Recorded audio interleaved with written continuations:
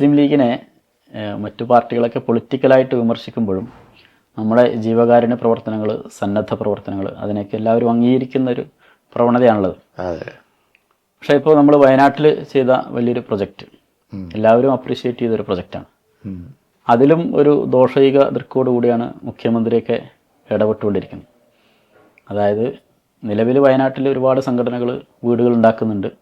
ചിലരുടെ പണികൾ അവസാന ഘട്ടത്തിലാണ്. അതിനൊന്നും മുഖ്യമന്ത്രിക്ക് പ്രശ്നമല്ല.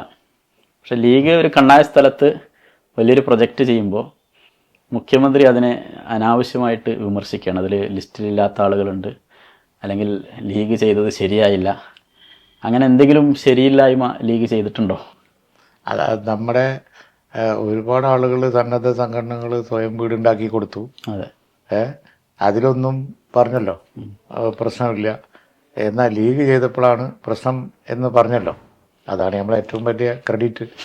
കാരണം നോട്ടബിളായിട്ട് ഗവൺമെൻറ്റിൻ്റേതല്ലാത്ത ഒരു പ്രോജക്റ്റ് അവിടെ ലീഗ് ചെയ്യുന്നതേ ഉള്ളൂ. പക്ഷേ സംശയ നിർവൃതിക്ക് വേണ്ടി ഞാൻ ഒരു കാര്യം പറയാം, ഒരു കുട്ടി പോലും സർക്കാർ ലിസ്റ്റിൻ്റെ പുറത്തുനിന്ന് അതിലില്ല. അത് ഞങ്ങൾ മാത്രമല്ല, നാനാജാതി മതസ്ഥരും ഉണ്ട് അവിടെ. പിന്നെ ഉള്ള ആ ജനസംഖ്യയുടെ അനുപാതം ഉണ്ടല്ലോ, ഏകദേശം അതൊക്കെ നോക്കി വളരെ പിന്നെ എല്ലാ ജനവിഭാഗങ്ങൾക്കും ബാധ്യത കൊടുത്ത് സർക്കാരിൻ്റെ ലിസ്റ്റിൽ നിന്നാണ് ഞങ്ങളെടുത്തത്. ഞങ്ങളത് ഒരു വ്യത്യാസമുള്ളത്, നമ്മളതൊരു പട്ടയഭൂമിയാണ്.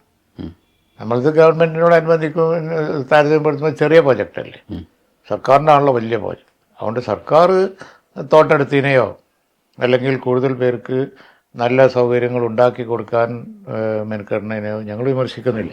നമ്മളെക്കാളും നല്ലത് സർക്കാർ കൊടുക്കണം എന്നാണ് ഞങ്ങളുടെ അഭിപ്രായം. പക്ഷേ ഞങ്ങളിതിനൊരു പ്ലസ് പോയിൻ്റ് ഉണ്ട്, നല്ല സ്ഥലമാണ്, പട്ടയഭൂമിയാണ്.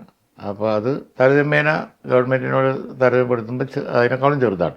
പക്ഷെ ചെറുതിൽ ഏറ്റവും വലുത് ഞങ്ങളതാണ്. അപ്പോൾ അതുകൊണ്ട് അത് നോട്ട് ചെയ്ത് വിമർശിക്കുമ്പോൾ ഞങ്ങളത് ഏറ്റവും നന്നായി എന്നാണ് അതിൻ്റെ ഒരു സർട്ടിഫിക്കറ്റ് ഞാൻ കാണുന്നത്. അങ്ങനെയാണ്. ഇത് സർക്കാർ ലിസ്റ്റിൽ നിന്നേ ഞങ്ങൾ കൊടുക്കുന്നുള്ളൂ. സർക്കാർ ലിസ്റ്റിൽപ്പെടാത്ത ആരും ഉണ്ടാവില്ല. ഇല്ല, സർക്കാർ ലിസ്റ്റിൽപ്പെടാത്ത ആരുമില്ല.